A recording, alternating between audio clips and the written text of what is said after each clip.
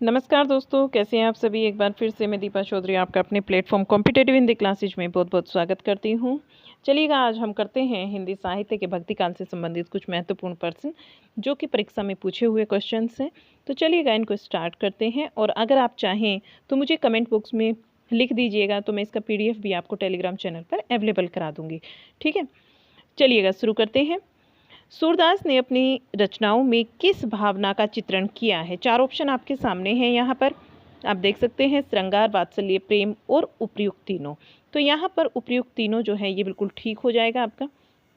अगर आप PDF चाहेंगे तो मैंने आंसर इसमें मैं मेंशन कर दिए हैं, तो इस वजह से आपको इजी रहेगा फिर इसको पढ़ना भी बार बार। चलिएगा, क्वेश्चन नंबर 2। प्रेम का पीर भक्ति काल के किस धारा के कवि को कहा जाता है? प्रेम का पीर या फिर प्रेम की पीर का कवि किसको कहा जाता है? किस धारा के कवियों को कहा जाता है? प्रेम मार्गी। 3 इसमें जो है राइट आंसर होगा। वैसे आपको ऑप्शन दिए हुए हैं, ज्ञान मार्गी, कृष्णाश्रयी और प्रेम मार्गी या फिर उपयुक्त सभी। लेकिन जो प्रेम मार्गी शाखा है, सूफी काव्य धारा जिसको हम कहते हैं दूसरे शब्दों में, तो यहाँ पर इसी को कहा जाता है प्रेम की पीर का कवि भक्ति काल के अंतर्गत। Question number 3।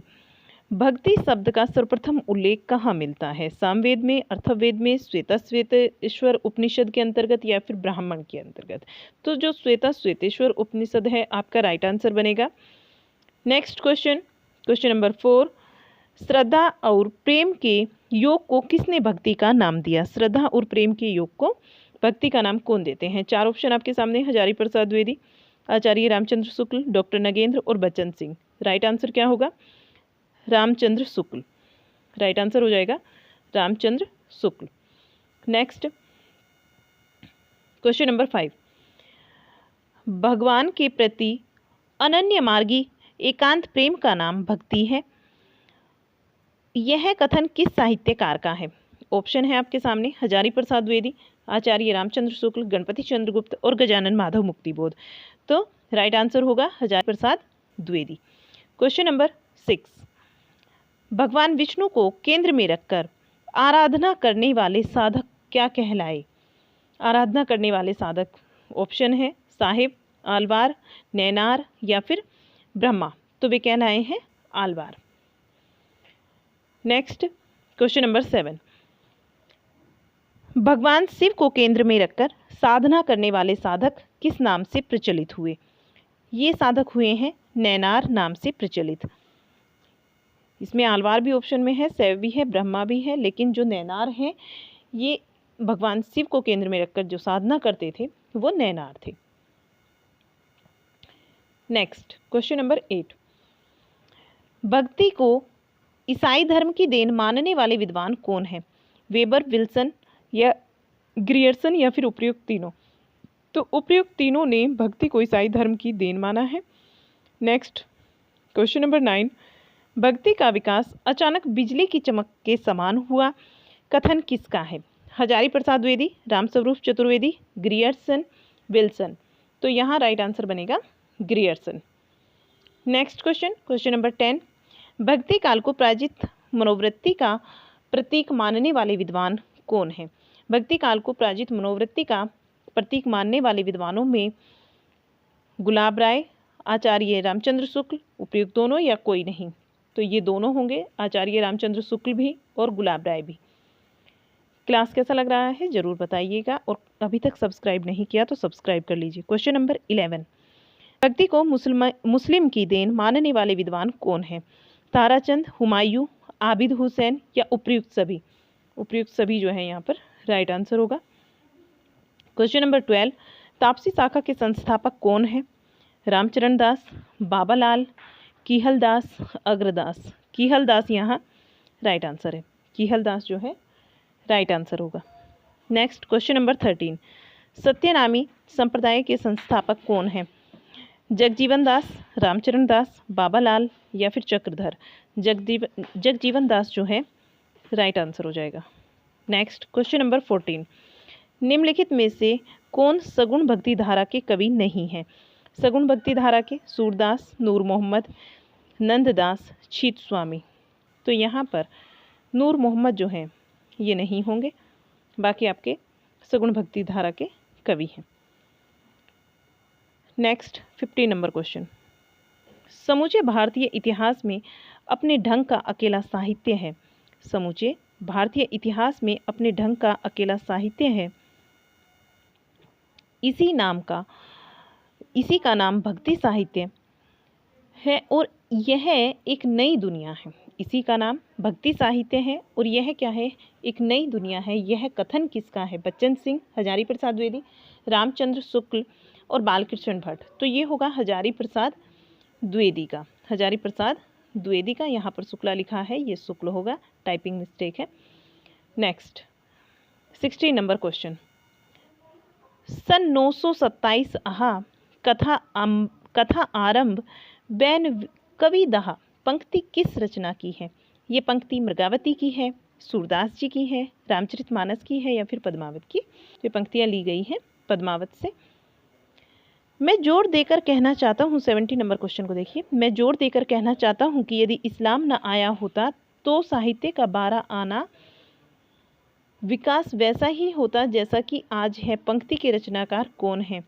हजारी प्रसाद द्विवेदी, बालकृष्ण भट्ट, महादेवी वर्मा, सुमित्रा नंदन पंत। कराए हुए कथन है तो आपने समझ लिया होगा, हजारी प्रसाद द्विवेदी जी का है। 80 नंबर क्वेश्चन, जाके प्रिय ना राम वैदेही, जाके प्रिय ना राम वैदेही पंक्ति तुलसीदास की किस रचना से है? कवितावली, दोहावली, गीतावली या फिर विनय पत्रिका? विनय पत्रिका से है। 19 नंबर क्वेश्चन, उस समय हाट बाजार में जाना छोड़कर घर में पड़े पड़े मृगावती और मधुमालती नाम की पोथियां पढ़ा करता था। पंक्ति किस कवि की है? तुलसीदास, रहीमदास, बनारसी दास चतुर्वेदी और बनारसी दास जैन की।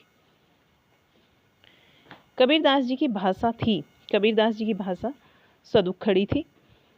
कैसी भाषा थी? सदुक्खड़ी। क्वेश्चन नंबर 21, किसकी भाषा को अवधी का अर्धान कहा गया है? जायसी, तुलसीदास, सूरदास या फिर रहीमदास?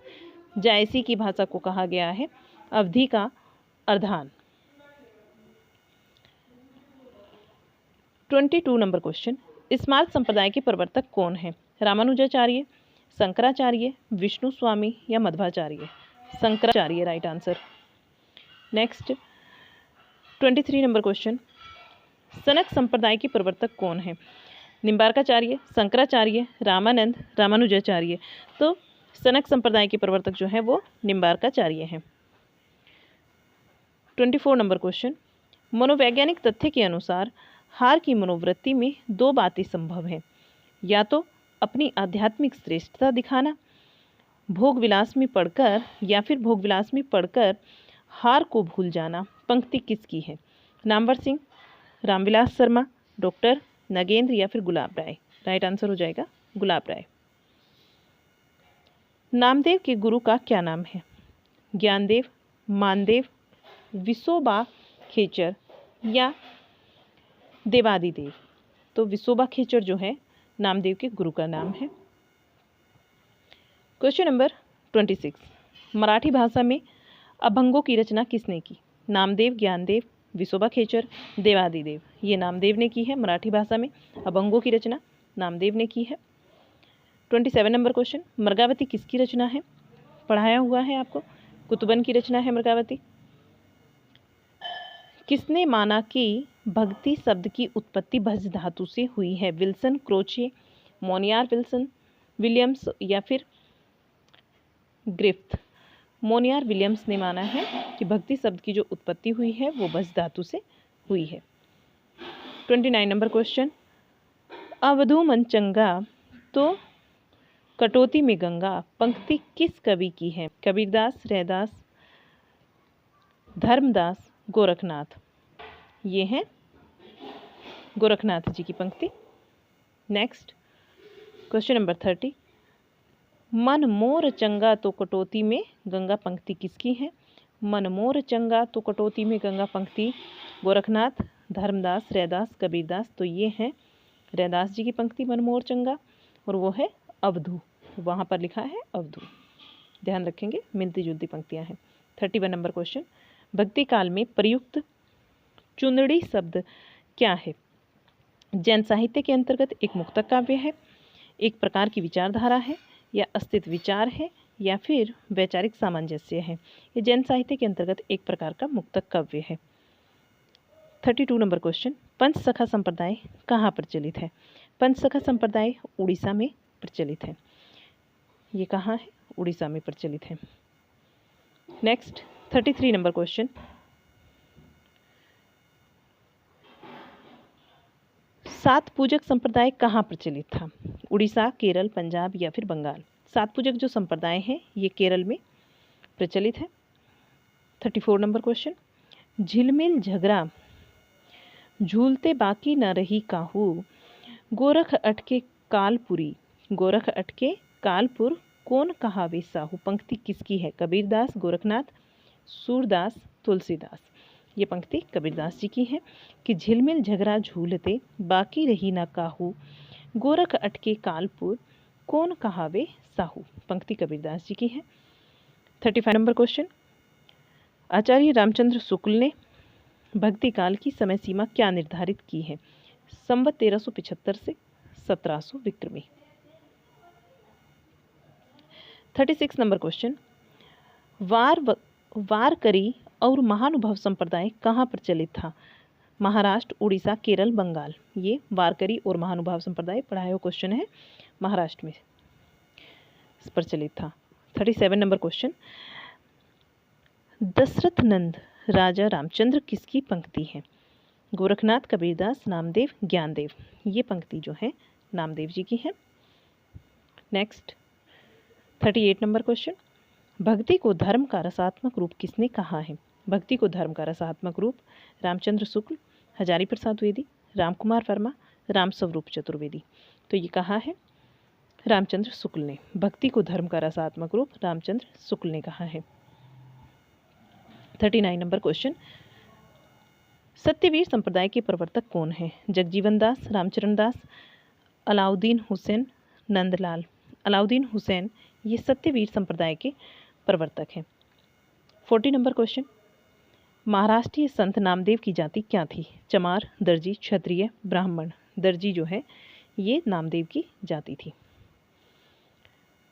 41 नंबर क्वेश्चन, भक्ति आंदोलन को भारतीय चिंतन धारा का स्वाभाविक विकास किसने माना है? डॉक्टर नगेंद्र, हजारी प्रसाद द्विवेदी, रामकुमार वर्मा, आचार्य रामचंद्र शुक्ल। हजारी प्रसाद द्विवेदी ने भक्ति आंदोलन को भारतीय चिंतन धारा का स्वाभाविक विकास माना है। 42 नंबर क्वेश्चन, भक्ति आंदोलन को दक्षिण से आया हुआ किसने माना है? डॉक्टर नगेंद्र, रामकुमार वर्मा, आचार्य रामचंद्र शुक्ल या रामस्वरूप चतुर्वेदी। ये माना है आचार्य रामचंद्र शुक्ल ने। 43 नंबर क्वेश्चन, सूफी संतों में एकमात्र महिला साधिका का नाम क्या है? अमनिया, सानिया, बानो या राबिया। राबिया जो है ये एकमात्र महिला साधिका थी सूफी संतों के अंतर्गत। नेक्स्ट 44 नंबर क्वेश्चन, माधो में ऐसा अपराधी तेरी भक्ति होत न साधी। पंक्ति किसकी है? रैदास, कबीरदास, रहीमदास, मलुकदास। ये पंक्ति जो है कबीरदास जी की है। नेक्स्ट 45 नंबर क्वेश्चन, जैमिनी पुराण किसकी रचना है? सूरजदास, भीम कवि, राबिया, पुरुषोत्तम। ये रचना पुरुषोत्तम की है। जैमिनी पुराण जो है ये पुरुषोत्तम की रचना है। नेक्स्ट 46 नंबर क्वेश्चन, सूफी साधना के अनुसार मनुष्य के कितने विभाग हैं? सूफी साधना के अनुसार मनुष्य के 3, 5, 4 या फिर 8 कितने विभाग हैं? 4 विभाग माने गए हैं। कौन कौन से हैं देख लीजिए। सूफी साधना के अनुसार मनुष्य के 4 विभाग हैं। एक आता है इसमें नफस। नफस जिसे हम इंद्रिय बोलते हैं। अकल ये बुद्धि और माया का प्रतीक है। कलब उदय का, और चौथे नंबर पर रूह आता है जिसमें आत्मा आती है, जिसे हम आत्मा के नाम से भी जानते हैं। 47 नंबर क्वेश्चन, हिंदी में गे पदों की परंपरा किससे प्रारंभ होती है? गे पद जो है नाथों से, जैन से, सिद्धों से या फिर रसायनों से। तो ये होते हैं गे पदों की रचना का प्रारंभ होता है, पदों का प्रारंभ सिद्धों से। नेक्स्ट, रामानंद के शिष्य नहीं हैं। कबीर, धन्ना, भावानंद भी हैं, लेकिन राघवानंद जो हैं ये रामानंद जी के शिष्य नहीं हैं।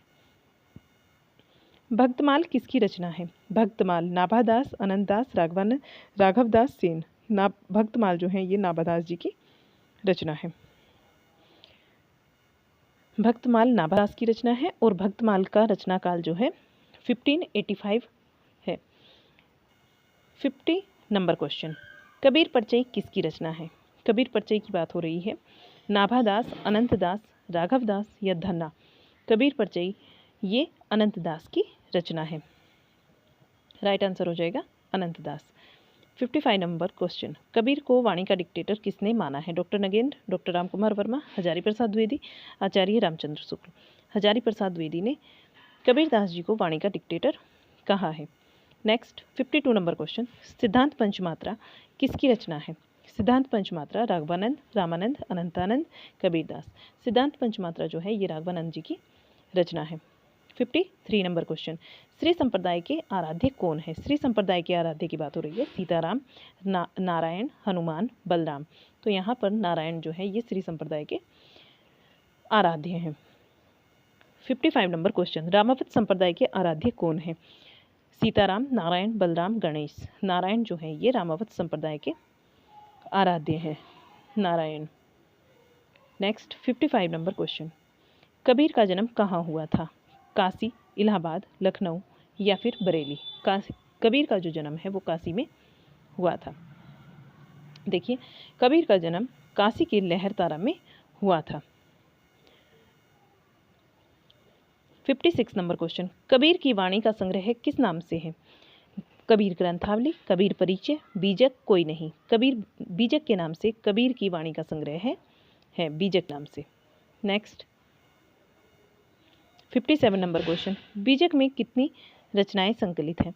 4, 5, 2, 3। तो बीजक के अंतर्गत जो है 3 रचनाएं संकलित हैं। और कौन कौन सी? साखी, सबद और रमैनी। दशरथ सुत्तिहु लोक बखाना, राम नाम का मरम है आना। पंक्ति किसकी है? रहीमदास, तुलसीदास, रामानंद या फिर कबीरदास। ये पंक्तियाँ कबीरदास जी की हैं। दशरथ सुत्तिहु लोक बखाना, राम नाम का मर्म न है जाना। तो पंक्ति है कबीरदास जी की। 59 नंबर क्वेश्चन, रामानंद का जन्म कहाँ हुआ था? रामानंद का जन्म प्रयाग, काशी, मथुरा, अयोध्या। प्रयाग में हुआ था, प्रयागराज जिसको कि आज प्रयागराज के नाम से जानते हैं। इलाहाबाद में भी आपको देखने को मिलेगा, इलाहाबाद में हुआ था। 60 नंबर क्वेश्चन, हरि जननी में बालक तोरा। पंक्ति किसकी है? ये पंक्ति तुलसीदास की है, सूरदास की है, कबीरदास की है या राघवानंद की है? ये है कबीरदास जी की पंक्ति। हरि जननी में बालक तोरा कबीरदास की पंक्ति है और शब्द से ली गई है। ठीक है, ध्यान में रखेंगे। तो आज की क्लास यहीं तक रहेगी। कैसी लगी आपको क्लास ज़रूर बताइएगा कमेंट बॉक्स में। मिलते हैं आपसे एक और नई क्लास के साथ में, तब तक के लिए बाय बाय।